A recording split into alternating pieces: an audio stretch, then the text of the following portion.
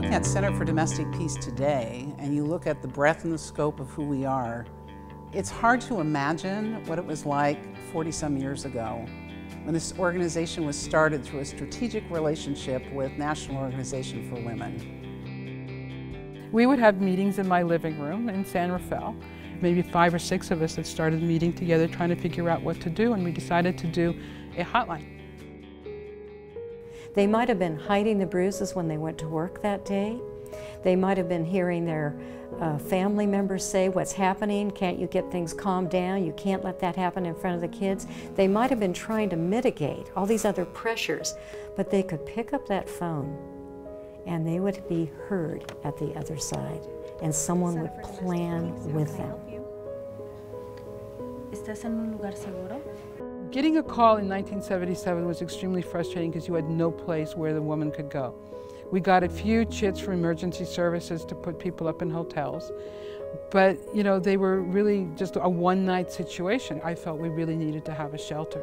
And I remember the meeting that we had because people were saying we don't have the money. So somebody rented us a house with 1 month's rent. A shelter broke isolation simply by being there. We are there for them to provide them that sense of security, that we're going to be there for them, that we're going to help advocate for them, that we will assist them in their journey, whatever it is. At one point, it was tolerated. In fact, it was legal. You could beat your wife until 10 p.m. Women who were injured and or killed out of a domestic violence issue oftentimes happened after a police officer had been at their house the first time. How it was practically responded to is much different than it is today, and thankfully so. They would arrive at the scene of the crime and someone would answer the door and they would say, "We're fine here, we don't need you." You would say, "John, let's just go take a walk."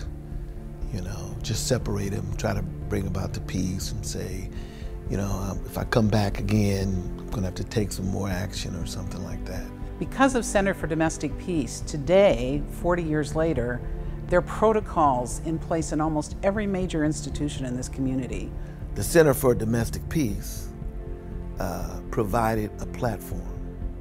It provided a place where we all sat down and we had stakeholders from throughout the county, and we just went around the table talking about domestic violence. Law enforcement, prosecutors, medical, doctors, nurses, teachers, high school counselors, youth center leaders, to get all of us on the same page in what we call the coordinated community response, so that we are respecting what it is that survivors have told us they need to be safer. Center for Domestic Peace has been able to grow, changed, and adapt as the needs of the community changed. When we asked women, what is it you want? What is it you need? What we heard was that they wanted their relationships, but they wanted the violence to stop. And that was the impetus for us starting Mankind. Mankind is a 52-week batterers intervention program. We learn tools of peace and equality. The men learn that they're part of something important. They care about the people sitting next to them, and it makes the work every week something that they're a part of. And some of these guys have really never been a part of much of anything. Thinking back to when I started, it's hard to believe where we are today. We've helped over 210,000 individuals. Last year alone, there were over 5,000 people who benefited from our services. On the 24/7 continuum of services we provide, whether it's hotline or shelter or advocacy, court accompaniment, the work we do in Mankind, the work with youth, the children who've been exposed to domestic violence, and that's not even factoring in the over 10,000 individuals we trained or provided education to in our community. It's pretty breathtaking when you think about it. Center for Domestic Peace has come to the table now with the medical and the clinical professions that are looking at domestic violence. And what we're able to bring to that is the lived experience of the child witness. We have a mental health program now called In This Together that is for kids and their survivor parents to come together. Even the name is strategically created We are committed not only to victims and making sure they have access to great and ongoing services, we're also committed to youth, and we're committed to the prevention of domestic violence. So we go out to schools all over this community to reach them so that they can start thinking about what constitutes healthy relationships. I am part of Marin Against Youth Abuse, or MAYA for short, which is a youth advisory committee, and we teach about healthy and unhealthy relationships, and as peers we're able to educate and connect and really listen to our fellow students and help support them when they may not have anywhere else to turn. The thing that I find so inspirational is the amount of sort of goodwill and love and kindness that people bring to this organization, that are so deeply committed from their personal experiences and their understanding of what this work is about, that they're here to help make a change. After the 20 years that I've been with Center for Domestic Peace, I know how to help a survivor. I know that the survivor's going to be okay. You know how I know that? Because of the countless survivors that have come to the shelter and from my own personal experience. I truly want to help keep people safe. I want to protect people like my mom, and I want to teach men like my father to not have to do what they do in their lives. I have had my moments, my ups and downs, but I never lose hope. And that's what keeps me going. When I see the women doing so well, happy, contented, grateful, that's all I need.